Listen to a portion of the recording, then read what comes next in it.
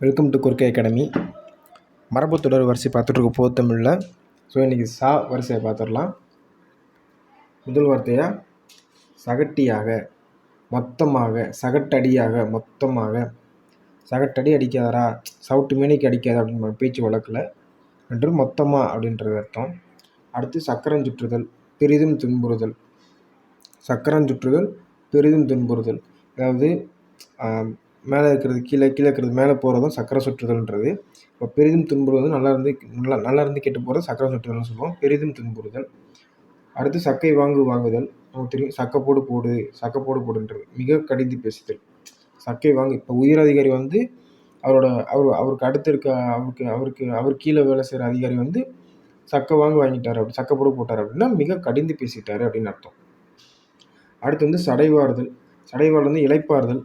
நம்ம அமைதியாக உட்காந்துருக்கும்போது தலையை கோதுறது, முடியை கோதுறது, மாதிரி சடையை வாடுறது இளைப்பாறுதல்ன்ற பொருள் வருது. அடுத்து சடை விழுதல், பயன்படாது போதல். சடை விழுதல்னால் உங்களுக்கு தெரியும், முடியில் வந்து சடை விழுந்துச்சுன்னா அந்த முடி வந்து நிறைய முடி கொத்தா ஒன்று பின்னிக்கிட்டு இருக்கும். அதை நம்ம சீப்பது செய்ய முடியாது, ஒப்பனை பண்ண முடியாது, அலங்காரம் எதுவுமே பண்ண முடியாது. அப்போ அது பயன்படாத போதல். அது அந்த முடி அப்படியே இருக்கும், அவ்வளோ அதை எதுவுமே பண்ண முடியாது. அப்போ பயன்படாத போதல்ன்ற பொருள் வருது. அடுத்து சட்டத்திட்டம், அது நமக்கு தெரியும், சட்ட ஒழுங்கு. அடுத்து சட்டம் தட்டுதல், புணுகு விழித்தல். சட்டம் தட்டுதல்ன்ற வந்து சட்டம் அப்படின்றது வந்து ஒரு சட்டகத்தை குறிக்கும். சட்டம் தட்டுதல்ன்ற வந்து ஒலி எழுப்புறது. அப்போ ஒரு பெரிய ஓசை கேட்டுச்சுன்னா நம்ம டக்குன்னு விழிச்சு எழுவோம், டக்குன்னு விழிப்புணர்வோம், தூக்கிட்டு இருந்தாலும் டக்குன்னு எழுந்திரிச்சிருவோம். அது மாதிரி தான் இங்கே புணுகு விழித்தல்ன்றது. புணுகு பூனை அப்படின்ற ஒரு விலங்கிட்டிருந்து சுரப்பிகள் வந்து ஒரு புணுகுன்ற ஒரு வாசனை தெரிவு செய்வாங்க. அந்த வாசனை தெரிவிக்கும் போது பார்த்தா ஒரு உற்சாகம் வரும், அதான் சொல்கிறாங்க. சட்டம் தட்டுதல் அப்படின்றது சட்டகத்தை அடித்தா ஒளி வரும், அதனால் விழிப்புணர்வு விடுவோம். அதே மாதிரி புணுகு, அந்த வாசனை திரவத்தை மோந்து பார்த்தோம்னா நம்ம வந்து உற்சாகம் விழிப்புணர்வு அடைவோம், அதான் சொல்கிறாங்க. அடுத்து சட்டி எடுத்தல், இறத்தல், அதாவது பிச்சை வாங்க போகிறது, யாசகம் வாங்க போகிறதா சொல்கிறது, சட்டி எடுத்தல்னு சொல்கிறது. அடுத்து சட்டை பண்ணுதல், பொருட்படுத்துதல். இதே சட்டை பண்ணாத, அவன் சட்டை பண்ணாத அப்படின்னா பொருட்படுத்தாத அப்படின்னு அர்த்தம்.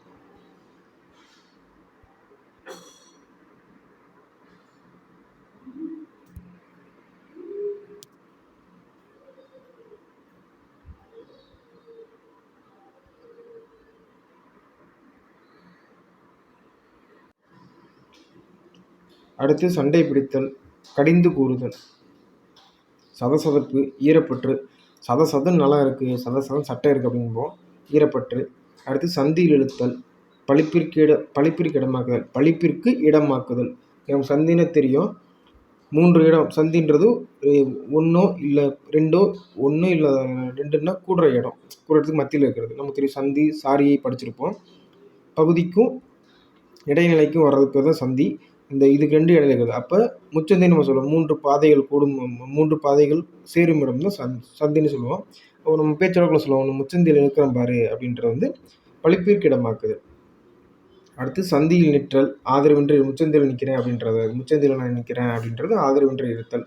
அடுத்து சந்து சொல்லுதல், தூதராகி செய்தி அறிவித்தல். நமக்கு தெரியும், தூது இலக்கியத்தை நம்ம என்னென்ன இலக்கியம் சொல்லுவோம், சந்து இலக்கியம், தூது வாயில் இலக்கியம்னு சொல்லுவோம். அதுதான் சந்து இலக்கியம்னா, சந்து சொல்லுதல்னா தூதராகி செய்தி அறிவித்தல், ஓகேங்களா. அடுத்து சந்து பொந்து, மூளை முடுக்கு, பொந்து புடைகள் நமக்கு தெரியும். அடுத்து சப்பானி கொட்டுதல், கை சேர்த்து கொட்டுதல். நமக்கு தெரியும், பிள்ளை பருவம், பிள்ளைத்தமிழ் இலக்கியத்தில் வந்து 10 பருவம் இருக்குது. ஆண்பார் பிள்ளைத்தமிழ், பெண்பார் பிள்ளைத்தமிழ், 2த்துக்கும் பொதுவாக 7 பருவம் பொதுவாக இருக்கும், 3 பருவம் வேறு வேறையாக இருக்கும். அதில் பொதுவாக இருக்கிற 7 பருவத்தில் வந்து தாலாட்டு, செங்கீரை, முத்தம், மருகை, அம்புலி, சப்பானி இந்த மாதிரி வரும். இதில் சப்பானின்றது வந்து கைத்தட்டுற பருவத்தை குறிக்கும். அப்போ சப்பானி கொட்டுதல்னா கை சேர்த்து கொட்டுதல், அந்த பருவத்தை குறிக்கிறது. அடுத்து சப்பை கட்டுதல், குற்றங்குறைகளை தாங்கி பேசுதல். தப்பே செஞ்சுருந்தாலும் அது சப்பக்கட்டு கட்டுறது. ஏன்டா லேட்டாக வந்த அப்படின்னு கேட்டோம்னா அதுக்கு ஒரு காரணம் சொல்லி சப்பக்கட்டு கட்டுவாங்க, காரணம் சொல்லி, அதான் சப்பை கட்டுதல். குற்றங்குறைகளை தாங்கி பேசுதல். அடுத்து சரக்க வீழ்த்தல், பொய்யான செய்திகளை கூறுதல்.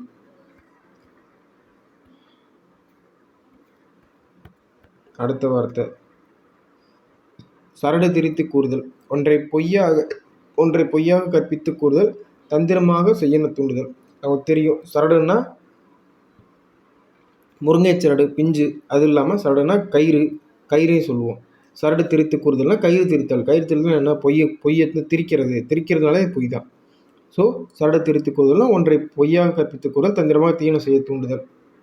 அடுத்து சரடு விடுதல், பிறர் வழியாக தன் கருத்தை வெளியிடுதல். சரடு விடுதல்ன்றது பிறர் வழியாக தன் கருத்தை விடுதல். இது வந்து நம்ம நூல் விடுறதுன்னு சொல்லுவோம். இந்த பழைய படத்தெல்லாம் பார்த்தீங்கன்னா புரியும். நான் அந்த அந்த அந்த பெண்ணுக்கு நான் நூல் விட்டேன், அவனை நூல் விட்டு பார்க்குறேன்னு சொல்லிட்டு பேசுவோம், பேச்சு வழக்கில் இருக்கும். நூல் விடுதல்னா பிறர் வழியாக தம் கருத்தை வெளியிடுதல்.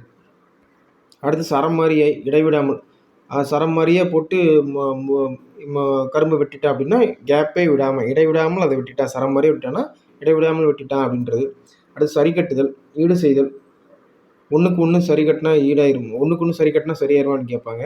இதுக்கு இது சரி கட்டினா சரியாக ஒத்து போக அப்படிம்பாங்க. அப்போ ஈடு செய்தல், கடனை தீர்த்தல், இணக்கமாய் செய்தல். அடுத்து சரிக்கு சரி, பதிலுக்கு பதில், பழிக்கு பழி. அடுத்து சரிவர, முழுதும்.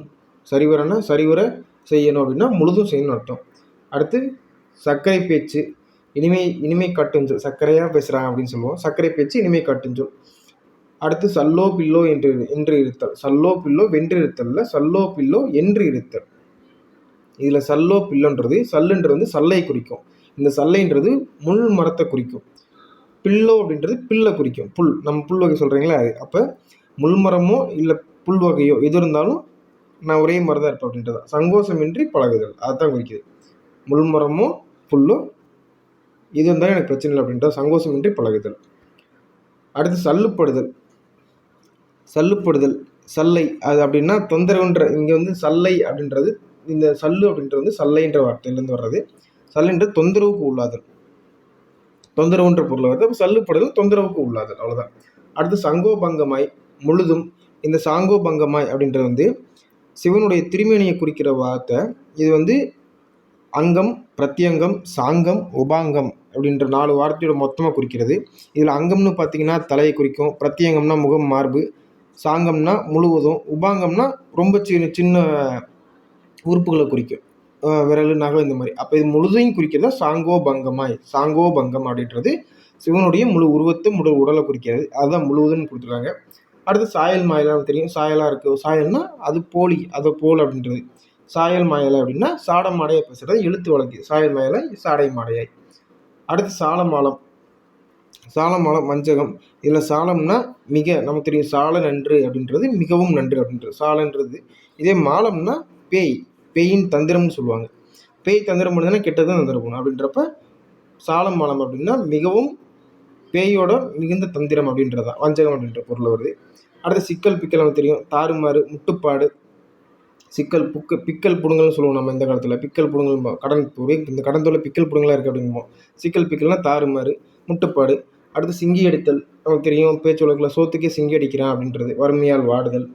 அடுத்து சிட்டாய் பறத்தல், சிட்டுக்குருவி போல் விரைந்து ஓடி போதல். அடுத்து சித்திரை சொலியன், குறும்பன். இதில் நம்ம அண்ணுன்றது ஆண்பால் விதியை குறிக்கிறது. அப்படின்றப்ப சித்திரை மாதத்தில் பையனோ பொண்ணோ போடக்கூடாதுன்பாங்க, அது மூட நம்பிக்கை. சித்திரையில் பிறந்தா வந்து சேட்டை பண்ணுவோம் அப்படின்றது ஒரு நம்பிக்கை இருக்குது, மூட நம்பிக்கை இருக்குது. அந்த சித்திரை சொலியன்னா குறும்பன்.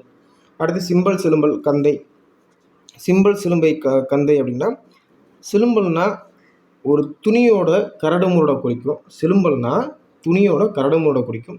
துணியோட கரடுமுரடுன்றது அப்போ தையல் வந்து ஒரு பக்கம் இல்லாமல் ஒரே இடத்துல 2 தையல் ஆகுறது, அந்த எகன முகனை தான் சொல்கிறது. அப்போ சிம்பல் சிலும்பல்னா கந்தைன்னா நமக்கு தெரியும், துணி, சிறு துகில், கிழிந்த துணி இதெல்லாம் குறிக்கிறது. சிம்பல் சிலும்பல்னா கந்தை. சிலும்பல்னா என்ன? துணியோட கரடுமுரடான பகுதி, அதுதான் சிம்பல் சிலும்பல்னா கந்தை. அடுத்து சிரித்த புழப்பு. என் புழப்பு சிரித்த புழப்பு தான் அப்படின்றது, என் புழப்பு சிரிக்குது அப்படின்போம். ஏளனம் செய்யத்தக்க வாழ்க்கை. அடுத்து சிரிப்பாணிப்படுதல், சிறுமைப்படுதல். இங்கே சிரிப்பாணி அப்படின்றது வந்து சிரிப்பாணினாலே இது பகடி தான். பகடினா என்னென்னா ஏளனம் செய்கிறது, கிண்டல் செய்கிறது. ஒருத்தனை பார்த்து நம்ம பகடின்றது இப்போ என்ன பண்ணணும்னா ட்ரோல் பண்ணுறது, பகடி செய்கிறது, ட்ரோல் பண்ணுறது ஒருத்தரை. சிரிப்பாணினாலே அதுதான். அப்போ சிறுமைப்படுதல். அடுத்து சிரிப்பாய் சிரித்தல் நமக்கு தெரியும், சிரித்த பிழைப்பு ஒன்று தான், சிரிப்பாய் சிரிக்கிறது ஒன்று தான். இகழ்தல், மலிந்து கிடத்தல், நிலைகெட்டு திரிதல். அடுத்து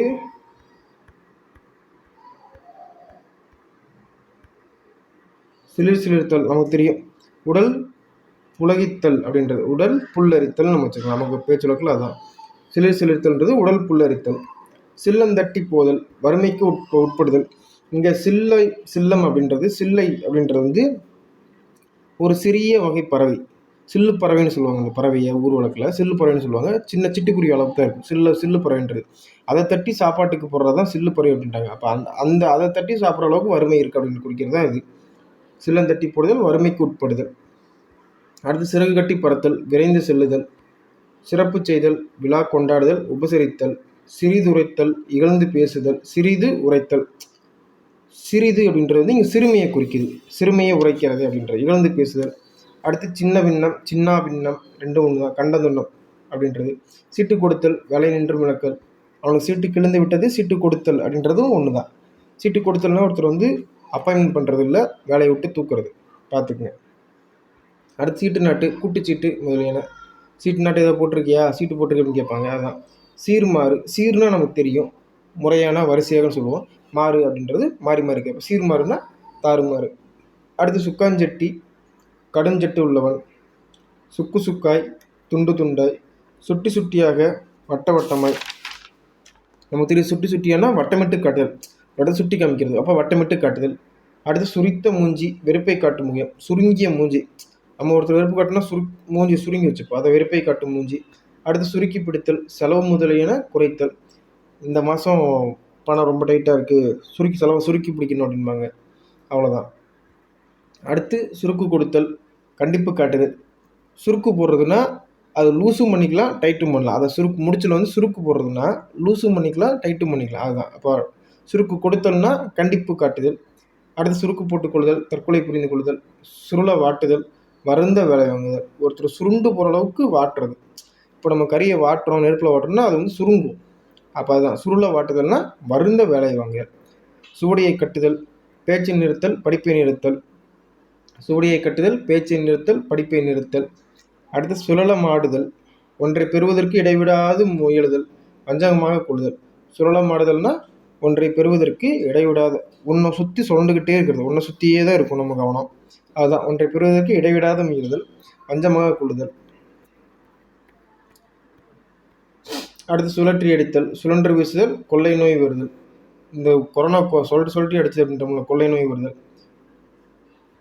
அடுத்து சுழித்து வாங்குதல், சுழற்றி உள்ளிழுத்தல், சுழித்து வாங்குதல், சுழற்றி உள்ளிழுத்தல். அடுத்து சுழி எழுத்து, தலைவிதி. இந்த சுழி எழுத்துன்றது வந்து நம்ம தலையில் பின்பகுதியில் பார்த்தோம்னா அந்த சுழி இருக்குது அப்படின்பாங்க, ஒரு சுழி இருக்குது, 2 சுழி இருக்குது அப்படின்பாங்க. அந்த சுழியில் எழுதுறது அது நம்ம கண்ணுக்கு தெரியாதான் தலையெழுத்து, தலைவிதி தலையெழுத்துன்பாங்க. அது சுழி எழுத்து, தலைவிதின்றாங்க. அடுத்து சுற்றி பிடித்தல், வயிறு மிகவும் நோதல். நம்ம வயிறு வலினா கையை சுற்றி இடுப்பு சுற்றி வயிற்றை குறுக்கி பிடிச்சிக்குவோம், நம்ம கையை வந்து இடுப்பில் வச்சு சுற்றிக்குவோம், அதுதான். அடுத்து பற்றி கொள்ளுதல், சுற்றுக்காவிடுதல், விடாது பற்றி தொடருதல், சுற்றுக்காவிடுதல், சுற்றுக்காலிடுதல், காலை சுற்றி பிடிச்சிக்கிறது. குழந்தை நம்ம வெளியே போகிறப்போ மாமா போகாதீங்க, அப்போ போகாதீங்க பிடிச்சிக்கிறதா. விடாது பற்றி தொடருதல், என் காலை பிடிச்சிக்கிட்டே வரதுன்னு பண்ணும்ல, அதுதான். அடுத்து சுற்றுச்சுழற்றுமை, நேரின்றி வளைந்து. சுற்றும் சுழற்றுமாய், நேரின்றி வளைந்து. நம்ம சொல்லலே இருக்குது, சுற்றும் சுழற்றுமாய். சுழற்றுனாலே அது வளைஞ்சிருக்கும், இல்லை வளைவாக தான் இருக்கும். சுற்றும் முற்றும், 4 பக்கமும். சுற்றும் முற்றும் 4 பக்கமும். அடுத்து சுற்று வட்டகை, வட்டாரம். சுற்று வட்டகை அப்படின்றது வட்டாரம். சுற்றுப்புறத்து கிராமங்கள். அடுத்து சூடங்கெட்டு போதல், நிலை கெட்டு முடிவடைதல். சூடம் வந்து கெட்டு போகிறதுனா சூடம் வந்து கெட்டு போகாது, சூடத்தை கொளுத்தினோம்னா அது கடைசியில் முடிஞ்சு அது இருந்த இடம் தெரியாமல் போயிடும். அதுதான் சூடங்கெட்டு போதல், நிலை கெட்டு முடிதல். நிலை கெட்டு முடியாது, இருந்த இடம் தெரியாமல் அழிஞ்சு போகிறது தான். அப்போ சூடு காட்டுதல், கடுமை குறி காட்டுதல். சூடு போகிறது சொல்கிறாங்க, சூடு காட்டுதல்னா கடுமை குறி காட்டுதல்.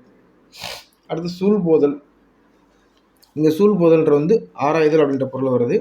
இந்த சூழ்ன்ற வார்த்தைக்கு வந்து நிறைய பொருள் இருக்குது, ஒரு சூழ் ஆனால் பல பொருள். இது சூழ்ன்றதுக்கு வந்து ஆராய்ச்சி, தலைமாலை, கடலைப்பருப்பு, கடலைப்பருப்பு, இதெல்லாம் இந்த சூழ்ன்ற சொல்லுக்கு வர பொருள்.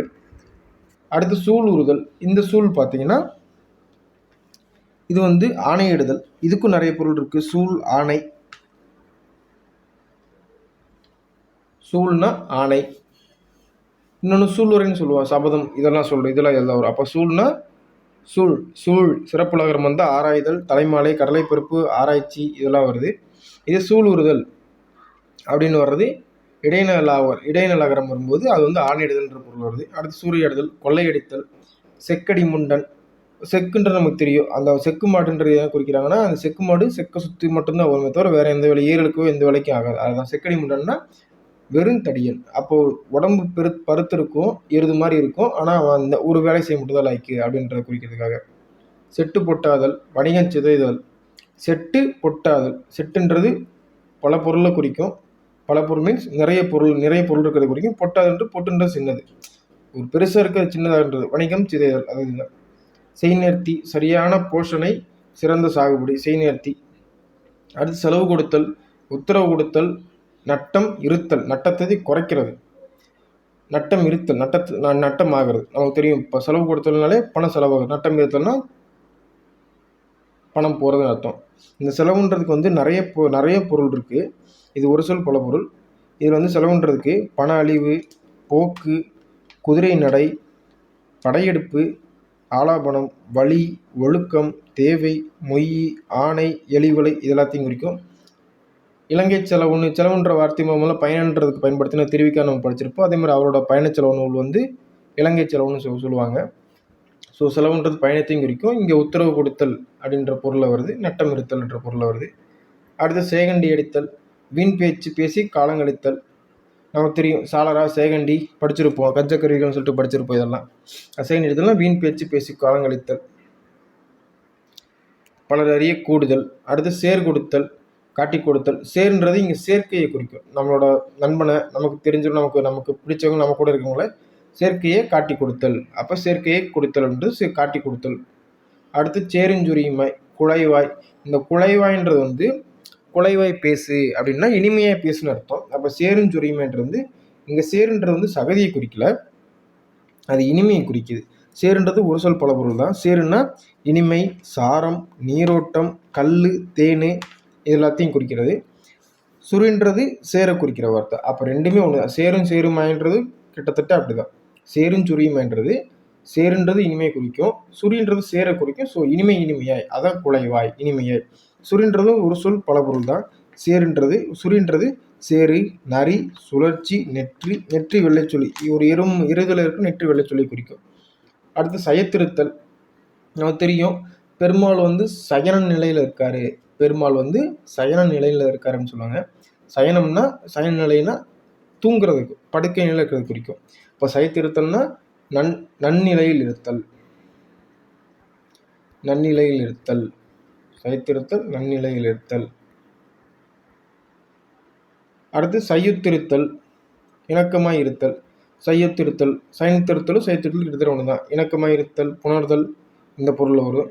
அடுத்து சொடக்கெடுத்தல், நமக்கு தெரியும் நெட்டி வாங்குதல். சொடக்கெடுக்கிறது நெட்டி வாங்குறது. சொட்டை சொல், பழி வார்த்தை.